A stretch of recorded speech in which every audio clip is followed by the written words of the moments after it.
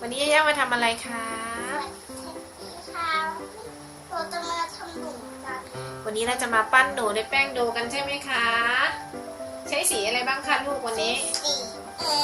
สีธรรมดาฮะสีธรรมดาสีธรรมดาอะไร สีธรรมดาค่ะ สีธรรมดาอะไรสีน้ำเงินกับสีขาวแล้วก็ใช้สีชมพูเป็นจมูกด้วยนะคะ เดี๋ยวเรามาลองดูว่า3สีนี้มันจะเป็นหนูได้หรือเปล่านะโอ้โหทำหูเป็นกลมๆ2 อันเดี๋ยวคุณแม่จะรับหน้าที่ทำหน้านะติดมือมากเหรอคะไม่ช่วยไม่ช่วยอ่ะ แม่หนูจะไม่เอาส้มใช้อะค่ะ ทำไมอะคะแล้วหนูจะทำยังไงคะ หนูก็เอาอวดเองแต่ว่าง่ายค่ะ ค่ะ น้ำเงิน โอ้เราจะเสร็จไหมลูกวันเนี้ย เซ็กค่ะ มาให้คุณแม่ทำหน้าก่อนหนูก็ต้องมีหน้าเป็นกลมๆแม่ก็คลึงแป้งแล้วแม่ใช้นี่ก็ได้ค่ะแม่อันเล็กค่ะ ได้แล้วค่ะ ต่อไปเราจะทำส่วนของหูนะคะ หูมี2 หูค่ะ ตอนนี้ได้หู2 หูนะคะ หูก็จะเป็นกลมๆเลยเหมือนหูมิกกี้เมาส์เลยอันนี้นะคะ คุณแม่ได้หูกับหน้าแล้วนะคะ ต่อไปเป็นลำตัวนะคะเอาออกมาอีกค่ะลูกเอาแป้งออกมาอีกแล้ว แป้งเต้าหัว ออกมาค่ะน้องย่าช่วยคลึงแป้งหน่อยสิลูกติดมือหมดเลยโอ้โหตอนนี้ได้ส่วนของลำตัวแล้วน้องย่าคลึงเสร็จแล้วมาต่อแล้วนะคะ นี่ได้ลำตัวของหนูแล้วต่อไปเป็นส่วนของเท้าแล้วก็แขนนะคะให้ย่าเอาออกมาเลยลูกน้องย่าช่วยแบ่งแป้งให้แม่หน่อยค่ะแม่ช่วยแบ่งแป้งให้แม่หน่อยนะคะโอ้ย นึกว่าหันไหน หั่นค่ะแบ่งแป้งเป็น4 ส่วนค่ะเท้าเล็กๆนะคะอันนี้ย่าหั่นให้แล้วค่ะ อันนี้เป็นมีดอันตรายค่ะ ค่ะอันตรายนี่มีเด็กเอาย่าหั่นให้แม่หน่อยแบ่งครึ่งให้แม่หน่อยค่ะลูกแบ่งให้แม่แล้วนะคะขอบคุณค่ะเดี๋ยวดูซิย่าแบ่งให้ไม่ครึ่งเลยให้แม่ทำส่วนของเท้าอยู่นะคะโอ้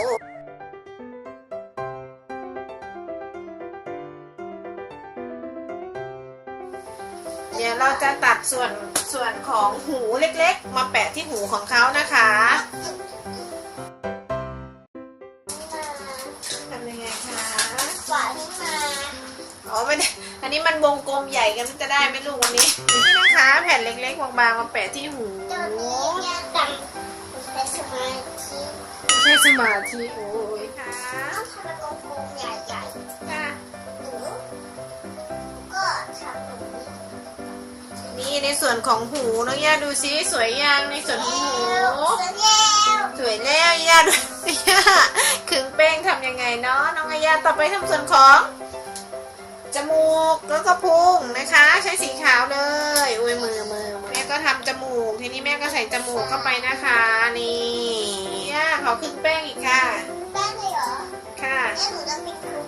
เหรอ จากขึงให้แม่หน่อยค่ะแล้วแม่จะใช้จาก ให้เป็นวงกลมเลยเหรอ จากเดี๋ยวคุณแม่จะให้น้องย่าแปะที่พุงของหนูดูซิว่าน้องย่าจะทำสำเร็จหรือเปล่านะคะนี่เสร็จแล้วตัดเป็นวงกลมเลยค่ะ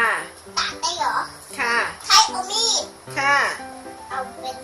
อันนี้มาก่อน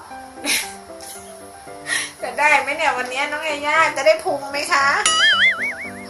เด็ก3 ขวบคนนี้จะทำได้ไหมคะ โอ้เขาบอกว่าให้เอาวงกลมอันนี้มาวางตรงนี้แล้วเขาจะใช้มีดเนี่ยหั่นรอบให้เป็นวงกลมใช่ไหมคะ อันรอบค่ะ ลองสิคะหั่นรอบสิ นั้นหนูก็ทำไม่สวยแต่ทำใหม่ก่อน แล้วทำไม เดี๋ยวทำไม่สวยเอาอย่างนี้แล้วกันเดี๋ยวแม่ทำไม่ให้แล้วน้องย่าเป็นคนแปะเฉยๆดูซิว่าน้องย่าจะทำสำเร็จไหมเอาแปะที่พุงเขาให้หน่อยค่ะ โยก็ทำเป็นวงกลม กลมๆเอาแปะที่พุงเขาให้หน่อยค่ะ แปะเหรอ ค่ะโอ้โหเก่งเลยดูสิคุณแม่จะโชว์ให้เพื่อนๆดู เป็นอันนี้ใครดักไว้ อันนี้คุณแม่ทำไว้ให้นะคะ นอกจากน้องย่าจะแปะพุงแล้วยังมาทำจมูกของคุณแม่บานออกมาอีกค่ะนี่ค่ะมันหมีโคล่าไงไม่รู้ย่า มันเหมือนหนูหรือยังเนี่ยเหมือนหมีโคล่าเนี่ยแม่ว่าเนี่ยหลังจากนั้นเดี๋ยวเราจะทำตากันค่ะดูน้องย่าแปะพุงดิคะตากับจมูกค่ะที่เหลือตอนนี้เนาะ ตาก็ให้เป็นสีขาวแล้วกันนะคะ เพราะว่าสีมันเข้มมากอะค่ะ น้องย่าใส่ตาให้เขาเลยค่ะ เป็นสีขาวค่ะใส่ตาสองข้างนะคะร้องเพลงด้วย หนีคุณยาย เหมือนมีคน แต่ว่าเราไม่ได้ทำหมีโคนหน้าพอใส่ตาเสร็จแล้วเดี๋ยวเราจะใส่จมูกสีชมพูนิดนึงเดี๋ยวคุณแม่จะทำให้น้องย่านะคะเดี๋ยวแม่เอาให้อันนี้ค่ะจมูกค่ะสีชมพูค่ะโอ้ยย่าเก่งนะย่าเก่งนะคะโอ้โหตอนนี้เดี๋ยวคุณแม่จะโชว์ฝีมือของน้องย่าให้ดูนะคะ ว่าเนี้ยใส่ท้องตาแล้วก็จมูกเป็นยังไงนี่แน่เอ๊ะทำไมมันเหมือนหมีโคนล่ะ ตอนนี้หนูของน้องย่าเสร็จเรียบร้อยแล้วนะคะ